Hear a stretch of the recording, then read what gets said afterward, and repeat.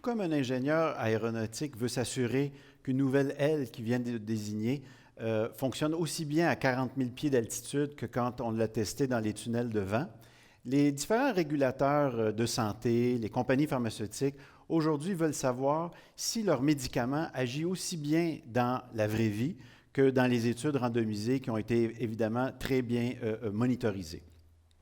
Alors la réalité, c'est qu'un médicament est beaucoup étudié dans la phase clinique.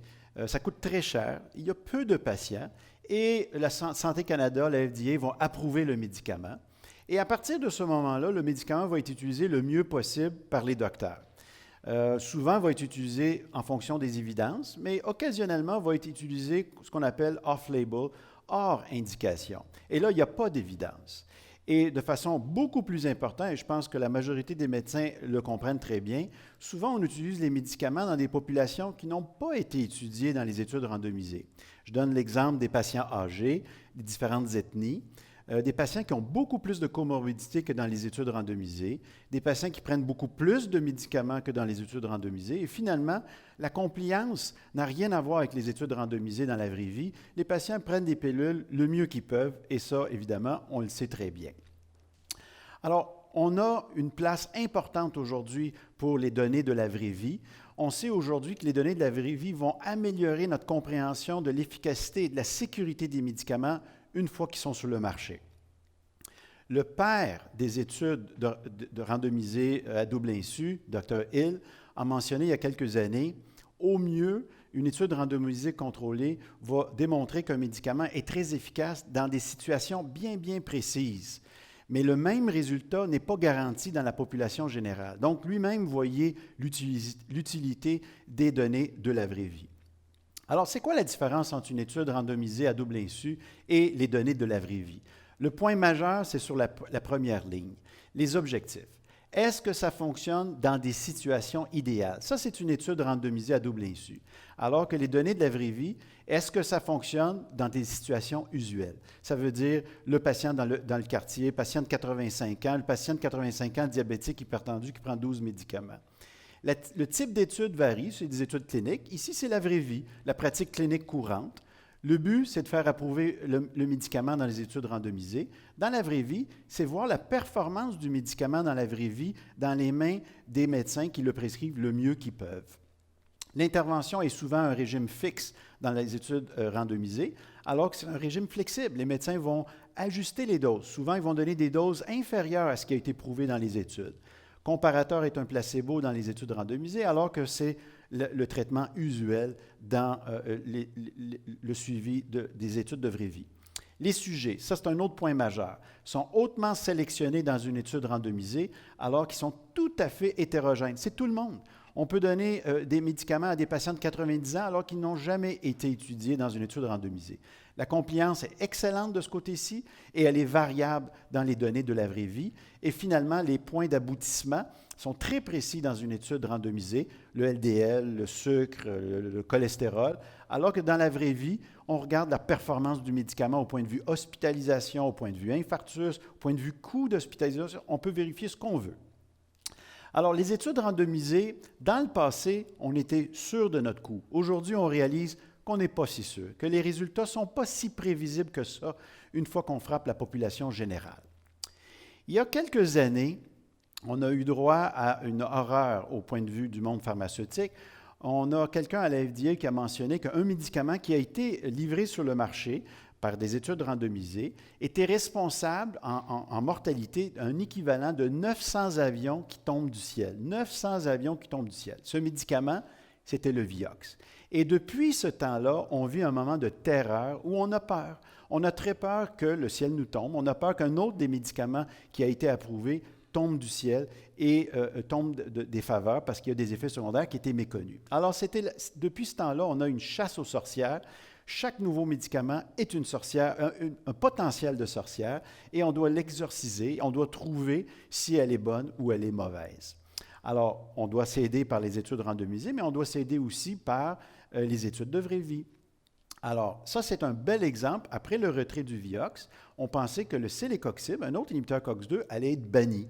La réalité, c'est que les études de vraie vie nous ont montré que le célicoxib était sécuritaire, mais que le diclofénac, un anti-inflammatoire traditionnel, était tout aussi dangereux que le Vioxx, et on a maintenant des avertissements pour cet anti-inflammatoire. Troisième leçon des données de la vraie vie, on a appris que les patients qui souffrent d'arthrite rhumatoïde ont plus de crises cardiaques, et certains ont dit que c'est à cause de la présence d'inhibiteurs COX-2, et c'est faux. Les études de vraie vie ont démontré que les patients qui souffrent d'arthrite rhumatoïde ont une maladie inflammatoire agressive et ils ont une maladie cardiaque agressive à cause de l'excès de l'inflammation. Et dernier point sur les données de la vraie vie, on sait aujourd'hui que les statines donnent des myalgies. Bien, la FDA a fait ses propres analyses avec des millions de patients dans les données de vraie vie, où on a regardé les effets adverses rapportés par les médecins, et on a remarqué qu'il n'y a pas juste des douleurs musculaires, mais il y a des atteintes au niveau des tendons, des ligaments. Donc, on sait aujourd'hui, grâce aux données de la vraie vie, que les statines font un peu de mal à nos patients. Alors, on change de vitesse, on va parler de la fibrillation auriculaire. La fibrillation auriculaire est une pathologie que les médecins connaissent bien parce qu'elle est très prévalente. On sait aussi depuis de nombreuses décades que le Coumadin est le traitement de choix. Par rapport au placebo, il faut donner du Coumadin. Et pourquoi? Parce qu'on réduit les AVC de plus de 62 % par rapport au placebo, attention, et on réduit la mortalité de 26 %. On a démontré ceci très bien avec le Coumadin. Ce qui est excitant aujourd'hui, c'est qu'on n'a pas droit à un nouvel anticoagulant, on a droit à 4 nouvelles anticoagulants, 3 qui sont déjà disponibles au Canada, le dabigatran, le rivaroxaban et l'apixaban. L'édoxaban devrait suivre. Ces 4 nouveaux anticoagulants qui sont beaucoup plus faciles à prescrire, beaucoup plus faciles à prendre pour les patients. Je ne veux pas rentrer trop dans les détails. Le monitoring est simple et le risque d'interaction est beaucoup moindre. Et ces molécules, par rapport au Coumadin, attention, nous offrent une réduction additionnelle d'AVC et d'ICT de 13 %, moins d'AVC hémorragique, 55 %, et au point de vue sécuritaire, une réduction d'hémorragie intracrânienne de 51 %. Donc, ça, c'est ce que les études randomisées double insu nous ont démontré. On le prend pour acquis que c'est vrai. Mais aujourd'hui, ces molécules ont été prises par des centaines de milliers de gens à travers la planète et on a droit aujourd'hui à des données de vraie vie. Alors, les données de vraie vie vont nous montrer comment ce médicament a été utilisé dans la population, donc au point de vue efficacité et sécurité. Est-ce qu'on a la même réduction d'événements cliniques dans nos grosses populations que dans les études randomisées? Et finalement, est-ce que les médecins utilisent bien le médicament? Donc, choisir le bon patient, donner la bonne dose, la bonne durée, etc.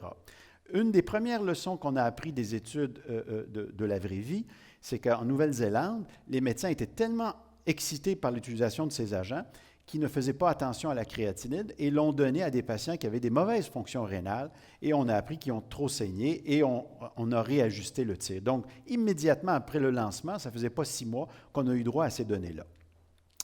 Alors, on a eu droit à plusieurs données de la vraie vie avec les nouveaux anticoagulants, les NACO, pardon. Et les NACO ont été étudiés. C'est surtout le dabigatran qui a été étudié parce que ça a été le premier. Et quand on est le premier, on est le plus étudié et scrutiné. Et la FDA a exigé plusieurs banques de données, donc des militaires américains, du Medicare. Au Danemark, on a eu droit à 5 registres. Au Québec, on a eu droit aux données de l'INES. Et on a eu la même conclusion. Au point de vue efficacité, toutes les données de la vraie vie confirment qu'on a eu les mêmes données que dans l'étude randomisée à double insu, l'étude RELY, donc moins d'événements ischémiques cérébrales, moins d'hémorragie intracrânienne et moins de mortalité et aucune augmentation d'infarctus.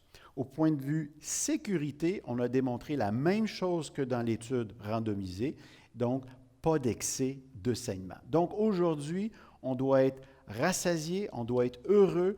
On a énormément de données avec le dabigatran et des données aussi avec les autres NACO sur la sécurité dans les données de la vraie vie. Pendant longtemps, je dirais même trop longtemps, on avait juste un piédestal, c'était pour les études randomisées. Je pense que c'est approprié. Pour approuver une molécule, ça prend des études randomisées. Mais pour la valeur de la sécurité à long terme, les données de la vraie vie sont clés pour résoudre des incertitudes au sujet de la valeur d'un médicament dans la pratique courante. Je pense que les études de vraie vie, les études observationnelles sont tous essentielles aujourd'hui. Il faudrait mettre un plus ici pour que les deux soient regardés sur un pied d'équivalence. Une fois qu'une molécule est lancée, on ne regarde plus les études randomisées. On veut voir les données de sécurité, que ce soit de la Nouvelle-Zélande, de l'Europe, des États-Unis et du Canada, et c'est ce que je vous ai montré dans les dernières minutes.